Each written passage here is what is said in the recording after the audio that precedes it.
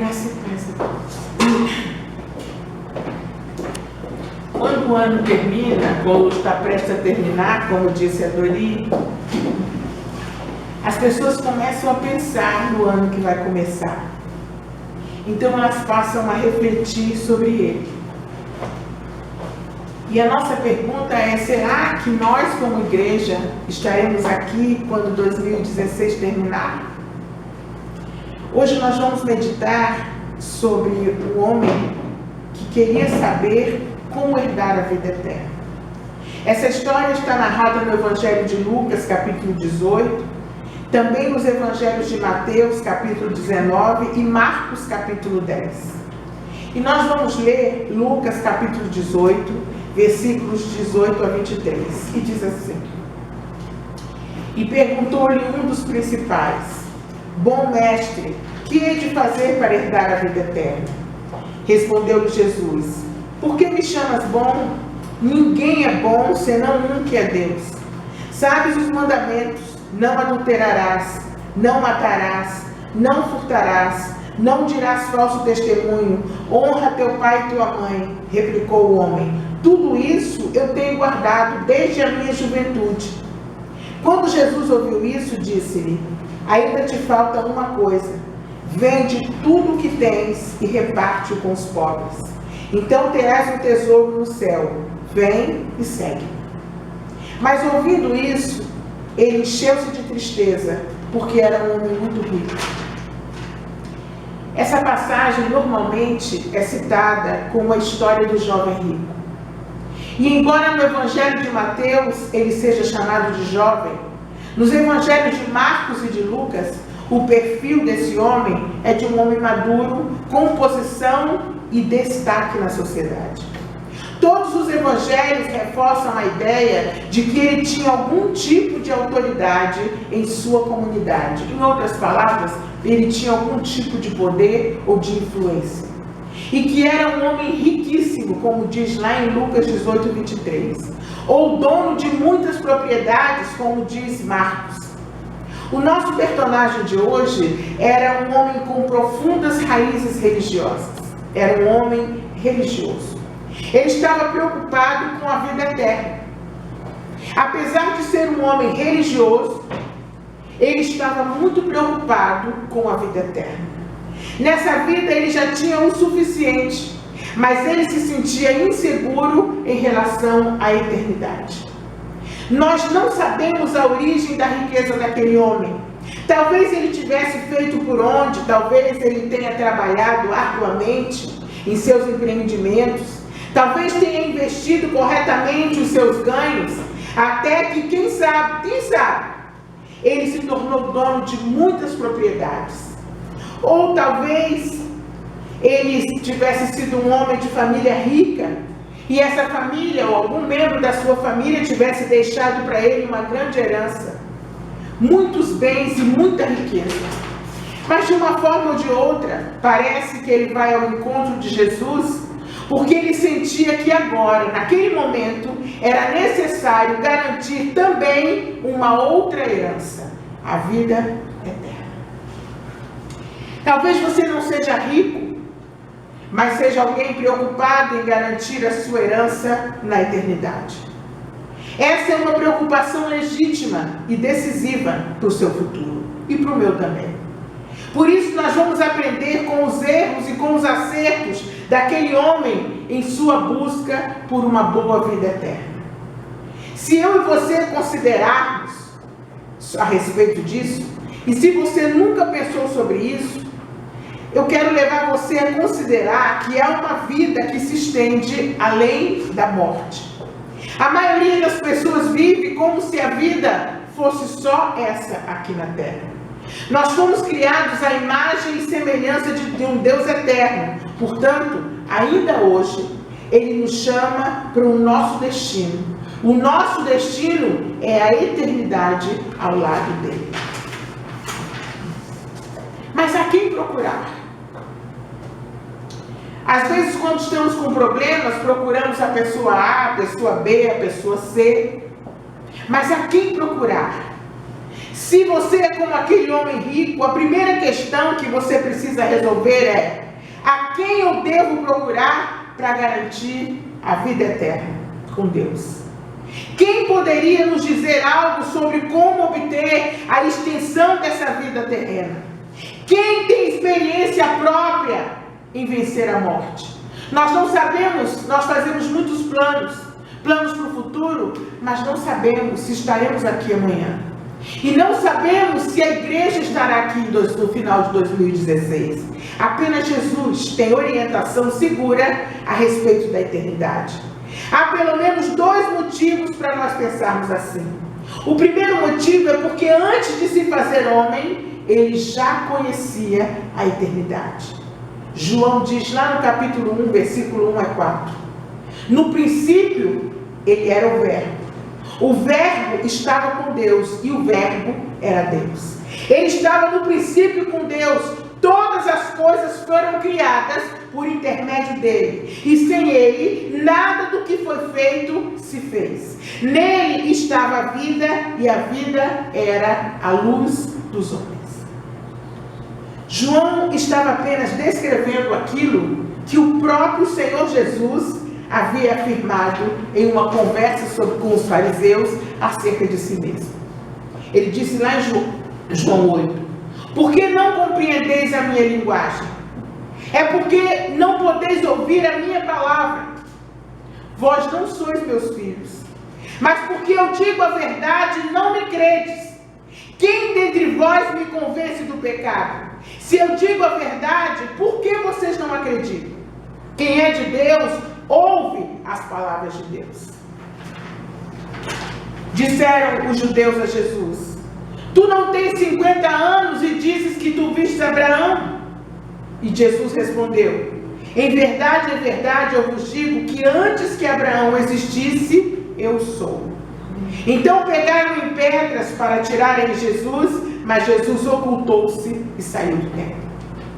Em segundo lugar, porque Jesus ressuscitou dos mortos.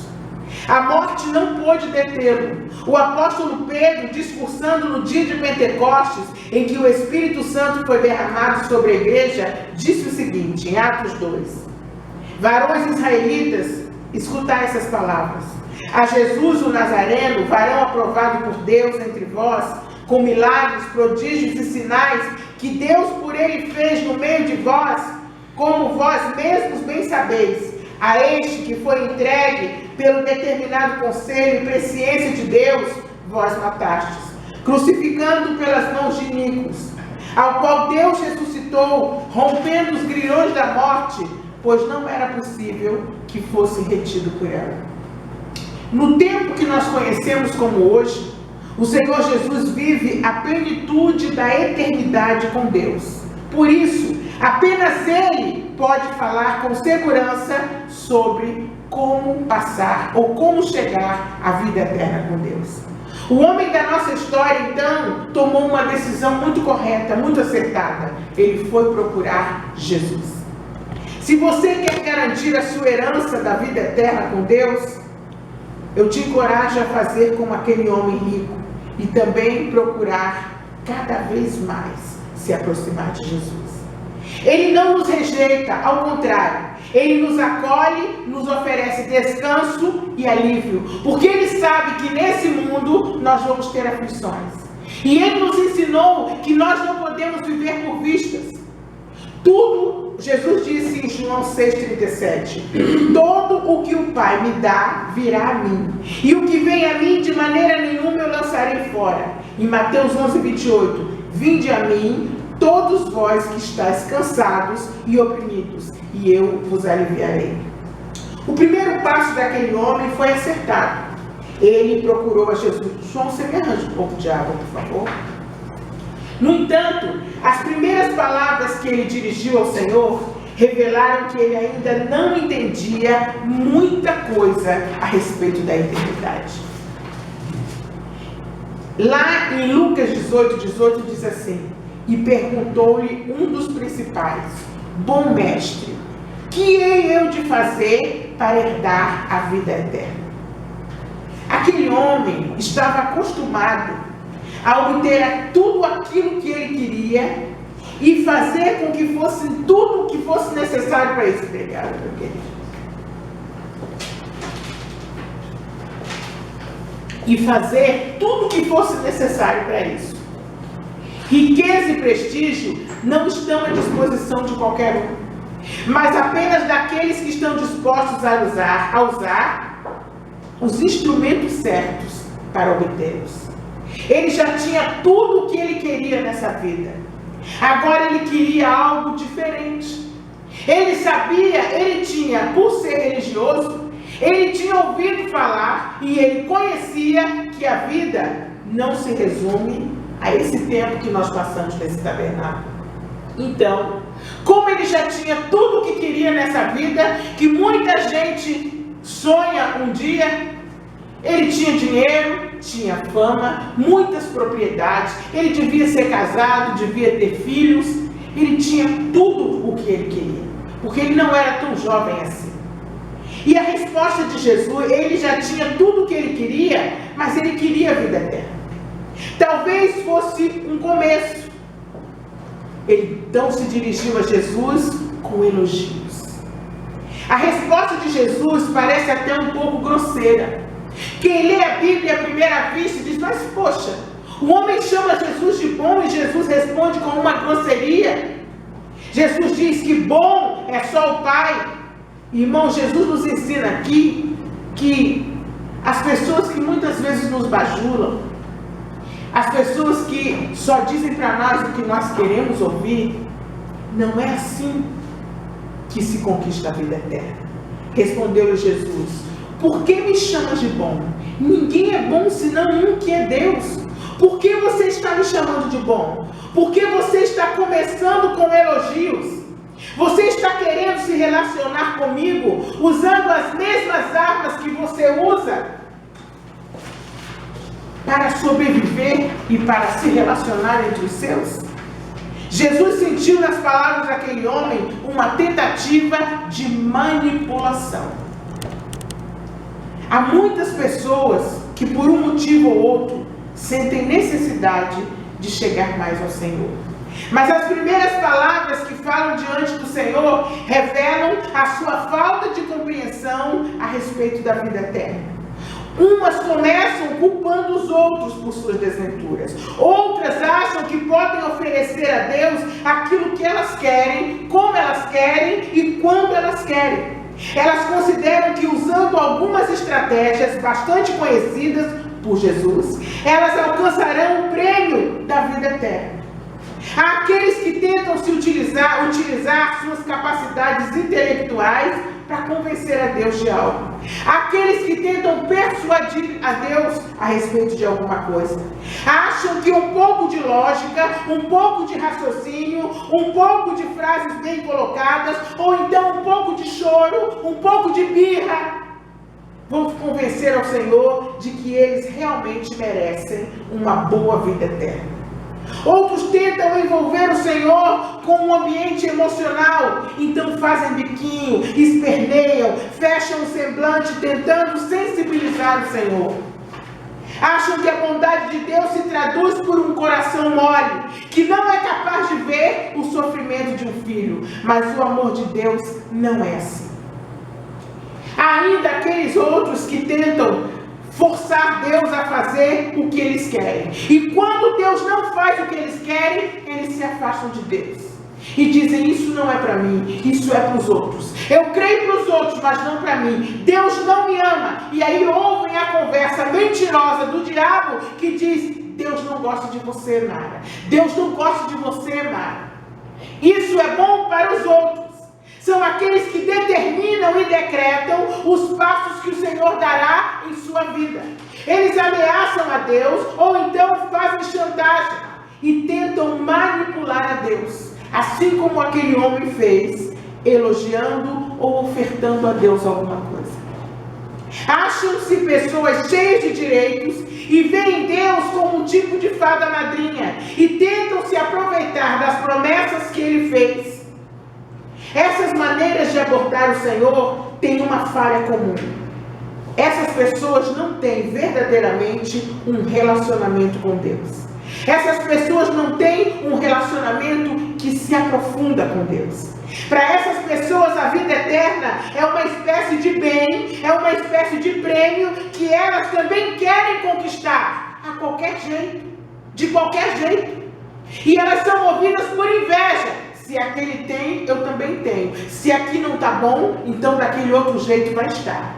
Deus não é visto como alguém com quem elas desejam se relacionar profundamente, mas como alguém que tem algo que essas pessoas querem, que pode dar a elas, alguém que pode dar a elas o que elas precisam. E quando ele não dá, imediatamente, então começam a fazer birra. Foi assim com aquele homem rico. O elogio era apenas para amaciar Jesus e obter de Jesus a resposta que lhe permitiria, em um passe de mágica, obter a desejada vida eterna. Por isso, as palavras tão duras de Jesus. Às vezes nós esperamos que Jesus cumpra o desejo do nosso coração. Às vezes nós esperamos que Jesus resolva todos os nossos problemas. Então nós tentamos amaciar a Jesus, ou então nós fazemos biquinho com Jesus. Mas não é assim que funciona. Porque Jesus quer um relacionamento. E num relacionamento, seja de pai e mãe, seja num relacionamento de marido e mulher, de namorado ou de amizade, nós sabemos que não é amaciando e nem dizendo para a pessoa tudo de bom que ela quer ouvir que o relacionamento se aprofunda. Então, muitas vezes, Jesus não age como fada madrinha, não realiza todos os nossos desejos, para que nós possamos acordar e enxergar que não é oferecendo pequenas coisinhas a Deus que essas coisas vão fazer com que a nossa vida mude. Quais são as suas intenções ao se aproximar do Mestre? Você já parou para pensar sobre isso? O que é que você quer obter de Jesus? Você quer descobrir as palavras mágicas, o jeito certo de falar, a maneira de agir que vai acionar os prêmios que Deus tem para aqueles que creem? Ou será que você quer mesmo ter um relacionamento com Deus? Nós estamos vivendo um tempo em que a maioria das pessoas fala do Deus garçom. Então as pessoas, ao invés de pregarem o Evangelho como deve ser, elas dizem: você vai conquistar aquilo, você vai conquistar aquilo mais, você vai fazer, mas elas se esquecem de algo muito importante que nós vamos aprender aqui hoje. Não é esse o melhor caminho para quem deseja uma boa vida eterna com Deus. Em vez de tentar descobrir as teclas mágicas que vão levar você a conquistar tudo aquilo que Deus tem, que Deus pode oferecer para mim e para você, nós precisamos descobrir, acima de qualquer coisa, o prazer de nos relacionarmos com Deus. Não apenas nos momentos bons, mandando um beijinho para Jesus, mas quando tudo dá errado. E, irmãos, na vida do crente, às vezes, tudo dá errado. É assim mesmo. A Bíblia diz que o cair é do homem e o levantar é de Deus. Jesus disse que a gente não pode andar por vista. Se Deus fizesse com que na nossa vida tudo andasse bem, todo mundo ia querer ser crente. Mas Jesus não disse isso. Ele disse: no mundo tereis aflições, mas tem de bom ânimo, eu venci o mundo. Não há engano aqui. O Senhor não está disposto a travar um relacionamento em que a desconfiança seja a base. Ele quer um relacionamento de confiança conosco. Mas o que a maioria das pessoas quer? Deus vai e me dá isso, aí eu vou passar a confiar nele. Como Deus não me dá isso, então eu não acredito nele. Eu acredito que Deus vai ser bom para a vida da Nara. Eu acredito que Deus vai dar para a vida da Renata, mas para a minha vida eu não acredito. Esse relacionamento de desconfiança não leva você a Deus. Jesus não vai embarcar em um relacionamento no qual a outra parte, que sou eu e você, procura extrair o máximo de benefícios e prestígio que Jesus possa dar para você, sem se importar com ele mesmo. Mas o que eu farei para herdar a vida eterna? O que pode fazer alguém fazer para tornar-se herdeiro de outra pessoa? O que é que a Nara pode fazer para ser herdeira do pai e da mãe dela? Absolutamente nada. Nós somos feitos herdeiros não porque nós fazemos conversinhas com Deus, não porque Deus nos dá certas coisas. Nós não podemos fazer nada, porque o herdeiro simplesmente ele herda porque ele é filho. E sabe por que ele herda principalmente? Porque ele tem um vínculo. E geralmente um vínculo indissolúvel com alguém. Herança é algo que se deixa para filho. É algo que se deixa para parente próximo. É algo que se deixa para alguém com quem você tem um relacionamento. De uma vida inteira, geralmente. O que a Nara vai herdar dos pais dela é porque ela tem um vínculo de uma vida inteira com eles. E tem gente que quer se aproximar de Jesus em 1, 2, 3, 5, 6 anos e quer que Jesus resolva todos os seus problemas. Mas não é assim. Jesus não é um garçom. Jesus é o nosso Criador. Jesus quer ter comigo e com você um relacionamento. Não é porque você jejuou 24 horas, ou porque você tem 6 anos de igreja, ou 7, que Jesus tem que te dar tudo o que você quer. Jesus quer com você um relacionamento aqui nesse mundo, porque sabe o que você vai fazer na vida eterna? Você vai continuar a se relacionar com Deus. A vida eterna é só uma continuação do que você está fazendo aqui. E se aqui você não se preocupa em ter um relacionamento com Deus, como você vai se tornar herdeiro dele? A herança é um presente que nós recebemos. A pergunta daquele homem era incoerente. Mas a bondade de Jesus vence toda a incoerência. Mesmo quando não sabemos como perguntar, mesmo quando não sabemos exatamente o que queremos saber, Ele nos ouve e nos responde. Muitas vezes nós sofremos por nossas escolhas erradas. Muitas vezes nós nos metemos em confusões porque nós somos lambões. E aí nós queremos que Deus desfaça tudo como se fosse uma fada madrinha. Mas Deus quer nos ensinar. Ele quer nos tirar das nossas lambanças através de um relacionamento com Ele. Dizendo para você, filha, Mara, filha, não faça mais assim, minha filha. Está errado. Venha por aqui, minha filha. Filha, isso está errado, minha filha. Largue isso. Não faça mais isso. Venha por aqui, minha filha. Não é de qualquer forma. Por isso vale a pena recorrer a Jesus. Pacientemente, o Senhor vai conduzindo a conversa de maneira que o coração daquele homem é revelado a cada passo. Às vezes a gente se chega a Deus, tem gente que às vezes chega aqui para orar e eu quero que Deus fale comigo. Mas não é assim, irmãos. Deus fala com quem tem um relacionamento com Ele. Nossas motivações, nossos enganos, nossos auto-enganos, eles são expostos quando nós temos um relacionamento verdadeiro com Deus. São oportunidades que nos são concedidas a fim de que o Espírito de Deus possa mudar a nossa mente e nos moldar à semelhança de Cristo. O Senhor pergunta primeiro pelos mandamentos daquele homem. Então ele afirma com orgulho: desde a mocidade eu já cumpria todos eles. Ele é um religioso, é daqueles que acha que faz as coisas certas, então ele merece um prêmio da parte de Deus. Ora, eu vou à igreja, eu lavo a louça. Ora, eu sirvo na igreja. Ora, eu oro pelas pessoas. Então eu mereço tudo de bom de Deus. Ora, eu estou na igreja há tantos anos. Eu sou líder da mocidade. Ora, eu estou aqui servindo. Eu estou atendendo isso, estou fazendo aquilo, estou cantando, estou pregando, estou tocando, estou orando pelas pessoas. Então muitas pessoas se aproximam de Deus, então Deus tem que me dar tudo o que eu quero. E se Deus não dá, aí vem a birra, o biquinho. Aquele homem guardava uma palavra de louvor da boca de Jesus. Como quem diz, eu sou tal. Eu sou religioso há quanto tempo? Eu cumpro esses mandamentos todos.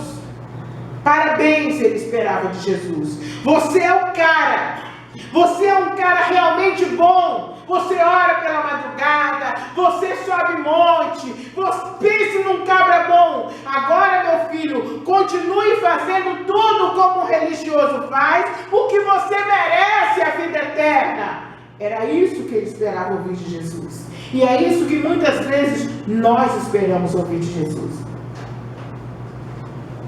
Mas Jesus sabia que o coração daquele moço religioso estava preso. Estava preso a coisas que ele não estava disposto a abrir mão. De forma alguma. Aonde o seu coração está preso? E Jesus diz, no versículo 22, quando Jesus ouviu isso, disse-lhe, ainda te falta uma coisa. Vende tudo o que tu tens, reparte-o aos pobres, e terás um tesouro no céu. Aí sim, agora vem e segue. A resposta de Jesus era simples. O que é que você precisa fazer para herdar a vida eterna e comprovar que é um filho de Deus? É só isso. Não havia nada para fazer, era preciso ser. E ele disse que era. O primeiro mandamento é amar a Deus sobre todas as coisas. E quem aqui ousa dizer que ama a Deus sobre todas as coisas? Eu não amo. Se eu amasse a Deus sobre todas as coisas, eu não pecaria. Porque eu sei que o pecado desagrada a Deus. E eu peco todos os dias. Então eu não posso bater no peito e dizer porque eu isso e eu aquilo. Não, irmãos. Não é isso que Deus está esperando de nós. Todos os filhos de Deus abrem mão de tudo e de todos para simplesmente estar na presença dele. Do que é que você tem aberto mão para estar na presença de Deus? Ou será que você vai louvar e servir a Deus aonde você acha que é legal? Deus quer que você abra mão de certas coisas para estar com Ele. Quantas horas de TV, quantas horas de diversão você tem aberto mão para estar com Ele? Quantas horas? Você tem aberto mão de quê para ouvir a palavra dEle? Do que é que você tem aberto mão para estar com Ele? E Jesus disse, João 12, 25, quem ama a sua vida, perdê-la. E quem neste mundo odeia a sua vida, guardá-la para a vida eterna. Se nós continuarmos a viver como se a vida acabasse aqui, Jesus vai voltar, como ele disse, naquele dia estarão casando, dando em casamento, comprando, vendendo, como se nada fosse acontecer. Mas a vida não acaba aqui. Os filhos de Deus ouvem a voz do Senhor e o seguem. Versículo 27 diz assim, as minhas ovelhas ouvem a minha voz. Eu as conheço e elas me seguem. João 10, 28. Eu lhes dou a vida eterna e jamais perecerão. E ninguém as arrebatará da minha mão. Mas o que é a vida eterna? A vida eterna não é um bônus no final do ano. Não é um bônus ao final da sua vida. Não é um prêmio de produtividade porque você frequentou a igreja. Não é um prêmio porque você orou pelas pessoas. Não é um prêmio porque você vinha para a igreja 3 dias por semana ou 4. Não é um prêmio porque você tinha um cargo na igreja. Não é nada disso. A vida eterna não é nada disso. A vida eterna é um relacionamento com Deus que começa aqui nessa vida. Começa aqui nesse mundo. É resultado do prazer de ter encontrado o seu lugar no universo criado por Deus. É o resultado de uma comunhão permanente com Deus. É o resultado de uma vida inteira andando com Deus. Isso é que é o resultado. A vida eterna, como diz Jesus, Jesus disse assim: eu sou o caminho. Você não vai encontrar o caminho quando você morrer. Você tem que andar no caminho aqui. Ele é o caminho. Em sua oração sacerdotal, Jesus deixa claro o que é a vida eterna. Irmãos, não há fogos de artifício, não há elementos espetaculares, apenas a simplicidade de um relacionamento, atenção, maduro com Deus. Não é um relacionamento de birra, um dia está lá em cima, no outro dia está no fundo do poço. Não é um relacionamento infantil, é um relacionamento maduro. A Bíblia diz que Jesus é o mesmo ontem, hoje e será eternamente. O que Deus quer implantar em você e em mim é isso aqui, ó. Não adianta um dia, oh Senhor, o Senhor me deu isso, que bênção, eu te amo. E quando as coisas estiverem muito ruins, você ir para o fundo do poço. Não é assim, irmãos. A vida eterna é uma continuidade de um relacionamento maduro que você tem com Deus aqui. Ninguém sabe quando vai partir para a eternidade. Ninguém sabe se quando terminar isso aqui hoje, você vai partir para a eternidade. Ninguém sabe se a igreja vai estar aqui ao final de 2016. Portanto, irmãos, pare de se relacionar com Deus como se Ele fosse um garçom, pronto para te servir tudo o que você precisa. Deus quer um relacionamento maduro com você. Não há nada, não há glamour, irmãos. Há uma fala de Jesus com aquele homem rico que muitas vezes passa despercebido. Depois de revelar a avareza do coração daquele homem, que não era capaz de abrir mão de sua riqueza em troca da vida eterna, e muitos de nós temos o coração preso a algo, nós temos ídolos. É a mulher que não casou que quer casar, é aquela que casou que quer ter filhos, é aquela que casou e não está gostando do marido que é outro, enfim. É aquele que não teve sucesso profissional que quer ter, é aquele que não gosta do trabalho que quer aposentar, é aquele que tem como ídolo seu filho, ou a sua esposa, ou seu marido e não quer perder. Nós temos muitos ídolos, muitos têm como ídolo o dinheiro. Jesus falou mais sobre o dinheiro do que sobre qualquer outra coisa. Depois de revelar a avareza do coração daquele moço, Jesus faz um convite simples e direto. Está lá em Mateus 19, 22, diz assim: quando Jesus ouviu isso, disse-lhe: ainda te falta uma coisa, vende tudo quanto tens, reparte aos pobres, e terás um tesouro no céu, então vem e segue-me. Olha a ordem. Primeiro, você liberta o seu coração. Aonde o seu coração está preso? Do que é que você não abre mão para seguir a Jesus? Se Jesus não me der isso, eu não continuo a seguir. Jesus tem que me dar isso, e às vezes nós damos um jeitinho de conseguir aquilo que não é a vontade de Deus. Nós damos um jeitinho de apressar o que Jesus ainda não deu para a gente. E aí metemos os pés pelas mãos, sofremos, passamos por muitos problemas, e aí ainda culpamos a Deus e os outros por nossos infortúnios. Vida eterna é andar com Jesus. Vida eterna é estar ao lado dele. Vida eterna é ter um relacionamento íntimo com ele. Vida eterna é conversar com ele, aprender dele, ser aperfeiçoado por ele. Ele disse que ele é o caminho. Você não vai encontrar o caminho depois que morrer. O caminho você tem que encontrar aqui. Ele disse que é o caminho que leva ao Pai. Se você esperar morrer para você encontrar esse caminho, você não vai encontrar. Porque o caminho começa aqui e ele é o caminho. Vida eterna é permitir que as nossas mentes sejam moldadas por Deus.